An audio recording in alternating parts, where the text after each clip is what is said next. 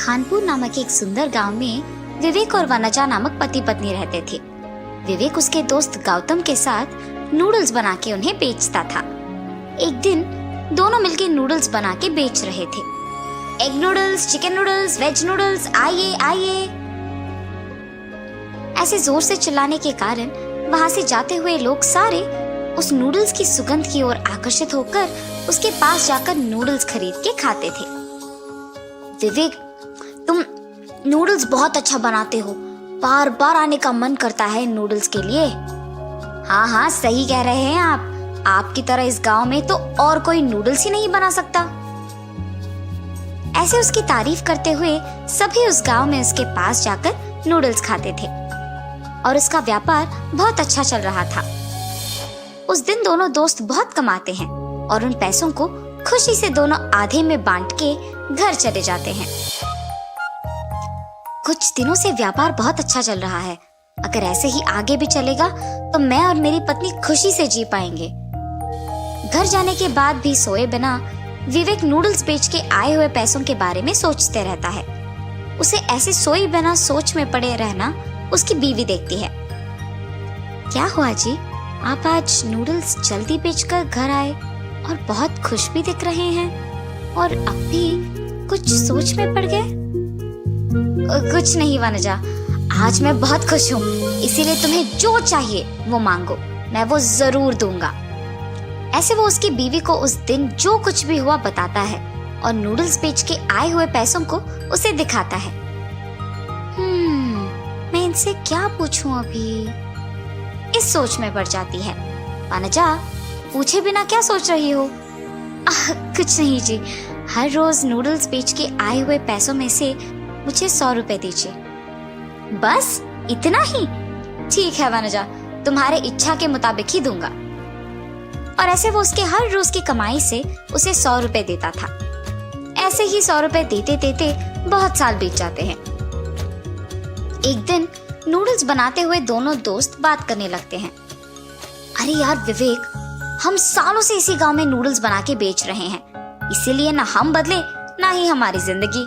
अगर हम शहर जाकर यही काम करेंगे तो और पैसे कमा पाएंगे। इसीलिए मुझे लगता है कि हमें शहर जाकर दुकान लगाना होगा, है ना? नहीं गौतम, गांव को छोड़कर मुझे शहर जाना पसंद नहीं है। यहीं हमेशा की तरह नूडल्स बनाकर बेचेंगे ना हम। अगर मुझे अकेले भी जाना है तो मेरे पास कोई बचत के पैसे नहीं है। इसके साथ जाऊंगा तो निवेश के पैसे आधे में बांटकर हम दुकान लगा सकते हैं। बस यही एक चारा है मेरे पास। मुझे कुछ भी करके इसे मनाना ही होगा, वरना जिंदगी भर इसी गांव में रह जाएंगे। विवेक यार, हम बहुत साल से इसी गांव में रह रहे हैं ना, तुम्हें नहीं लगता कि हमें शहर जाकर एक बार कोशिश करना होगा? अगर लाभ नहीं हुआ तो हम वापस गांव आ जाएंगे। और मैं कभी नहीं कहूंगा कि शहर में नूडल्स का दुकान लगाएंगे। ठीक है? मंजूर है? ठीक है, अगर तुम इतना चाहते हो तो जाएंगे। ठीक है, हम कल ही निकलेंगे। ठीक है गौतम। और उस दिन दोनों नूडल्स बेचकर उनके घर वापस चले जाते हैं। अब जो मेरे दोस्त ने कहा कि हमें शहर जाना ही है, तो उसके लिए जरूरी पैसे भी तो लेना होगा और मेरी बीवी को भी ये बात बताना होगा। ऐसे विवेक उसके घर जाने के बाद सोए बिना उसके दोस्त की बातों के बारे में सोचते रहता है। अरे क्या हुआ जी, क्या सोच रहे हैं आप? वनजा, कल मैं और गौतम शहर जा रहे हैं, वही नूडल्स का व्यापार शुरू करके उसे चलाएंगे। आपको शहर जाने की क्या जरूरत है जी? यहाँ सब ठीक ही तो चल रहा है। तब विवेक उसे गौतम की बातों के बारे में कहता है। आपके दोस्त के साथ आपका शहर जाना मुझे बिल्कुल पसंद नहीं है। वनजा, पहले देखते हैं अगर शहर में दुकान लगाने से लाभ आएगा कि नहीं। अगर वहाँ ठीक से नहीं चला तो हम यही वापस आ जाएंगे ना। ये कह के सो जाता है। उसकी बीवी के मना करने के बावजूद वो अगली सुबह पैसे लेकर उसके दोस्त के साथ शहर चले जाता है। दोनों उनके पैसों के साथ शहर में एक दुकान खोलते हैं और नूडल्स बना के उन्हें बेचने लगते हैं। पहले दिन अच्छे पैसे कमाने के कारण वो बहुत खुश होते हैं। लेकिन कुछ दिन बाद उन्हें समझ आता है कि उनका सारा कमाई उनके खर्चों में चले जा रहा है। उनके निवेश के पैसे भी खत्म हो जाते हैं और इसके बाद उन दोनों को कुछ समझ नहीं आने के कारण वो दुखी बैठते हैं। यहाँ पैसे अगर बचे भी तो दुकान की किराई, सामग्री और बाकी खर्चों में सारा पैसा खत्म हो जा रहा है। अब हमारे निवेश के पैसे भी खत्म हो चुके हैं। हाँ, अब अगर हमें गांव वापस जाकर दुकान लगाना भी है तो उसके लिए भी पैसे नहीं बचे हमारे पास। हाँ विवेक, अगर उस दिन मैंने तुम्हारा बात सुना होता तो शायद आज ये दिन नहीं देखना पड़ता। चलो यहाँ से गांव वापस चले जाते हैं। ऐसे निराश होकर वो दोनों वापस गांव की ओर निकलते हैं। घर पहुंचने के बाद विवेक उसकी बीवी से नहीं बात करता है, बस चुप रहता है। उसकी बीवी उसे दुखी देख कहती है, क्या हुआ जी, आप ऐसे दुखी क्यों बैठे हो? तब वो उसकी पत्नी को जो कुछ भी हुआ बताता है। अरे आप निराश मत बैठिए, हमेशा की तरह आप यहाँ नूडल्स बना के बेचिए। पर वो करने के लिए भी हमारे पास पैसे नहीं बचे। निवेश के सारे पैसे तो शहर में ही खर्च हो गए और अब हमें पता भी नहीं चल रहा है कि हम क्या करें। ये कहते हुए दुखी होता है। आपको ऐसे दुखी होने की कोई जरूरत नहीं है जी। आप हर रोज मुझे 100 रुपए देते थे ना, उन्हें मैं सालों तक बचाते आई हूँ। उन पैसों से आप और आपके दोस्त फिर से इस गांव में नूडल्स का दुकान लगा के काम कीजिए। ये कह के उन पैसों को लाकर उसके पति को देती है। उन पैसों से विवेक और उसका दोस्त गौतम गांव में फिर से नूडल्स का दुकान लगाकर हमेशा की तरह नूडल्स बना के बेचने लगते हैं। उन्हें उनकी गलती का एहसास होता है और नूडल्स बेच के आए हुए पैसों में एक भाग को भविष्य के खर्चों के लिए बचाते हैं और वो दोनों उनके बीवियों के साथ खुशी से जीते हैं। द्वारेश्वर नामक गांव में मस्तान नामक एक कसाई रहता था। उस गांव में बकरे का मांस सिर्फ मस्तान के दुकान में मिलता था। इतना ही नहीं, हर शुभ कार्य और दावत के लिए मस्तान के ही दुकान से मांस लाया जाता था। ऐसे एक दिन उस गांव के जमींदार का सेवक मस्तान की दुकान को आता है। हे मस्तान, कल जमींदार के महल में एक बड़ी दावत रखी जा रहा है। उस दावत को बहुत बड़े लोग और अमीर लोग आने वाले हैं। 100 लोगों के लिए खाना बनवा रहे हैं। उसके लिए तुम्हें 15 किलो मांस ताजा काट के कल सुबह 6 बजे को महल लेके आना होगा। पैसे तुम्हें वहीं पे मिलेंगे। मस्तान सलमान की बात को मान लेता है, लेकिन उसके पास 15 किलो का मांस नहीं होता है। इसीलिए वो बकरी वाले के पास जाता है। रमेश भैया, दरवाजा खटखटाता है। अरे क्या हुआ मस्तान, इस समय पे आए, बात क्या है? जमींदार के घर में दावत के लिए मुझे 15 किलो मांस की जरूरत है। मैंने वचन दिया कि सुबह 6 बजे उनको मांस पहुंचा दूंगा। समय ना होने के कारण मैं अभी तुमसे बकरी खरीदने आया। हाँ, तो ये है बात। ठीक है, 2000 रुपए दे के बकरी ले जाओ। ये क्या भैया, 1000 ही तो है। अब जमींदार के लिए है तो कम से कम 2000 होगा ही ना। अगर तुम्हें नहीं चाहिए तो रहने दो, मैं आराम से सो जाऊंगा। नहीं भैया, मैंने वचन दिया है, अब पीछे नहीं हट सकता। मैं दे दूंगा 2000। ऐसे कहकर 2000 दे के बकरी खरीद के घर चलते हुए सोचता है, जमाए हुए पैसे एक दिन में खर्च हो गए। कोई बात नहीं, जमींदार के दावत के लिए मांस पहुंचाने के बाद पैसे मिलेंगे ना। अभी जल्दी से काम शुरू करके सुबह तक पहुंचा देना होगा। ऐसे सोचकर मांस को साफ करके उसके टुकड़े टुकड़े काट के सारी रात मेहनत करके 15 किलो मांस को तैयार रखता है। अगले दिन सुबह दिए हुए वचन के अनुसार 6 बजे को जमींदार के महल पहुंचता है। भैया, मैं सेवक सलमान के लिए आया हूँ, क्या आपको पता है कि वो कहाँ है? ये सुनकर दूसरा सेवक मस्तान को बाहर इंतजार करने के लिए कहता है। वो मस्तान के हाथ से मांस लेते हुए कहता है कि सलमान को भेजेगा और उसे पैसे मिलेंगे। मस्तान भी उस सेवक का बात मानकर बाहर इंतजार करता है। लेकिन सेवक उसके हाथ में मांस को देख सोचता है, इस 15 किलो मांस से अगर मैं 1 किलो ले लूं तो किसको पता चलेगा? किसी को भी नहीं पता चलेगा। ऐसे उस कवर में से 1 केजी मांस को छुपा के बाकी को देने जाता है। सलमान को देख के कहता है, साहब, मस्तान ने ये आपको देने के लिए कहा है। वो पैसों के इंतजार में बाहर खड़ा है। सलमान सेवक के हाथ से मांस लेके सीधा रसोई घर जाता है, ये जान के कि मस्तान बाहर पैसों का इंतजार कर रहा है। बावर्ची के पास जाकर सलमान कहता है, सारे व्यंजन स्वादिष्ट होनी चाहिए, ध्यान से पकाना। ऐसे कहकर चला जाता है। बावर्ची पकाते हुए, इतने मांस से अगर मैं 2 केजी ले लूं तो किसको शक होगा? किसी को भी नहीं होगा। ऐसे सोचकर मांस को छुपा के बाकी को पकाता है। दावत के व्यंजन की तैयारी के लिए जिम्मेदार किशन व्यंजनों का स्वाद चख के कुछ सेवकों की सहायता से उन सभी में से थोड़ा थोड़ा अपने लिए ले लेता है। आए हुए मेहमान सारे दावत की खाना शुरू करते हैं और जल्द ही आपस में बात करना शुरू कर देते हैं। ये क्या, इतना अमीर और सम्मानित आदमी, अच्छा नाम है इनका, मगर खाने में कमी क्यों? हाँ, अगर खाना कम ही पड़ना है तो ऐसी दावत की तैयारी भला क्यों करें? ऐसे सारे लोग खुसफुसाते हैं। ये सब सुन के जमींदार सहन नहीं कर पाते हैं।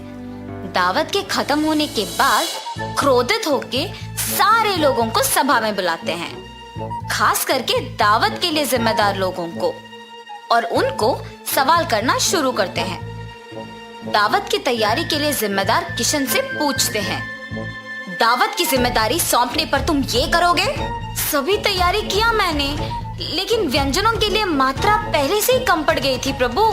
मेरा इस बात से कोई लेना देना नहीं, आप बावर्ची से पूछिए प्रभु। ऐसे उसने अपनी किए को छुपाकर किसी और पे इल्जाम डाल देता है।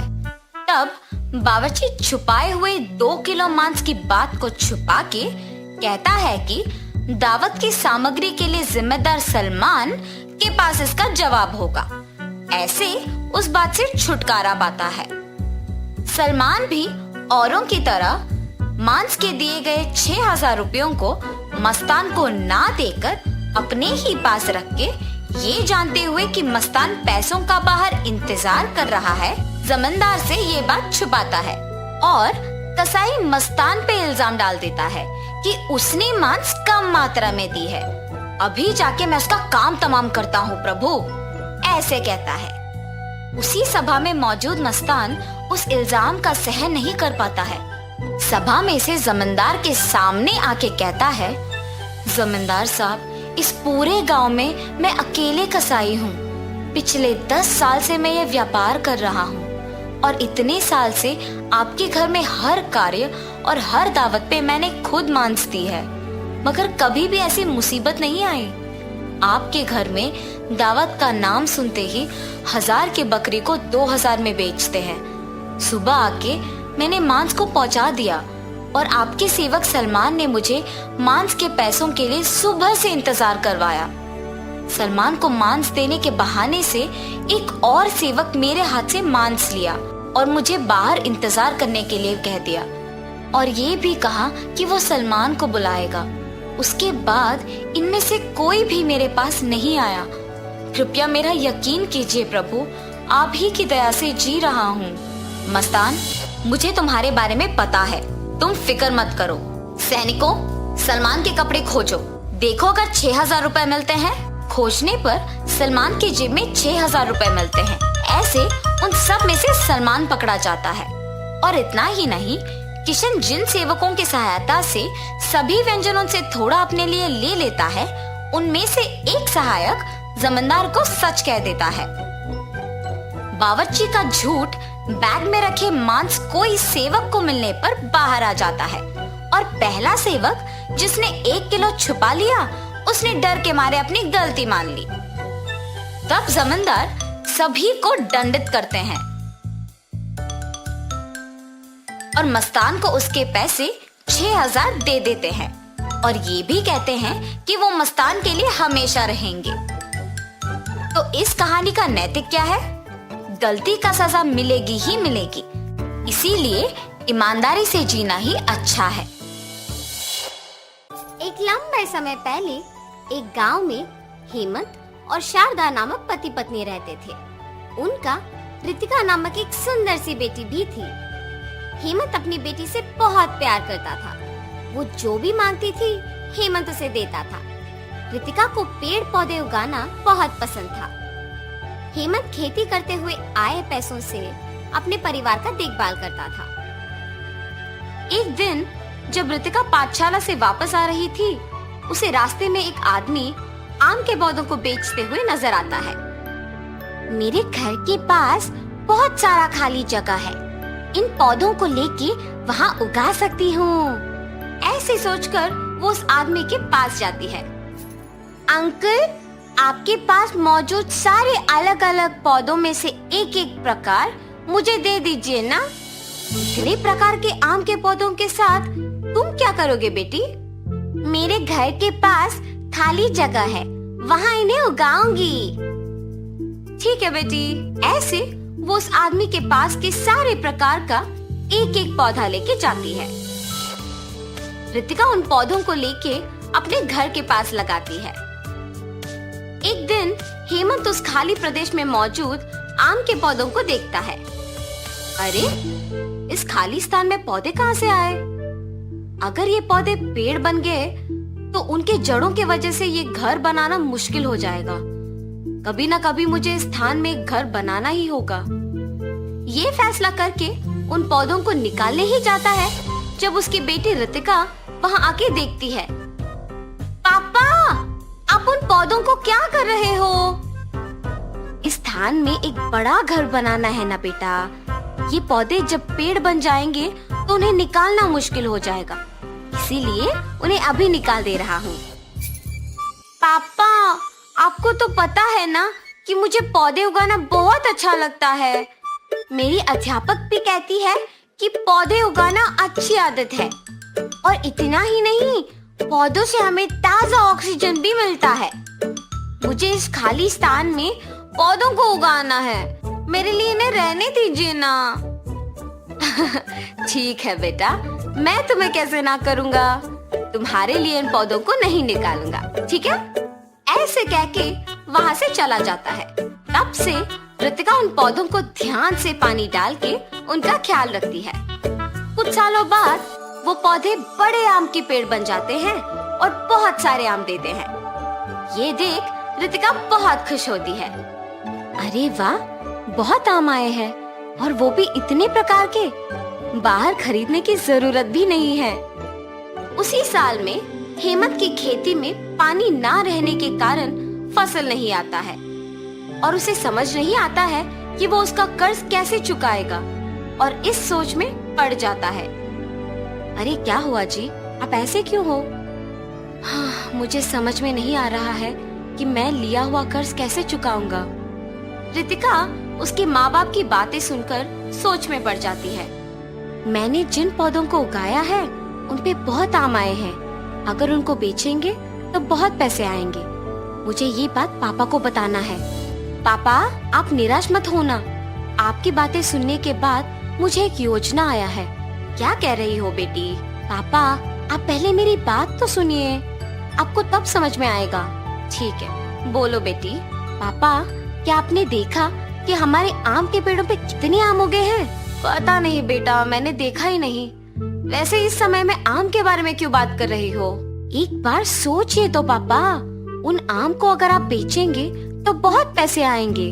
अरे हाँ, ये तो बहुत अच्छा सोच है बेटी। मुझे तो उन पेड़ों के बारे में याद ही नहीं आया। बसंत का मौसम होने के कारण ये सोच के ज्यादा पैसे देंगे कि आम जल्दी आ गए, इससे हमारा कर्ज भी चुका सकता हूँ। ऐसे खुशी से कहता है।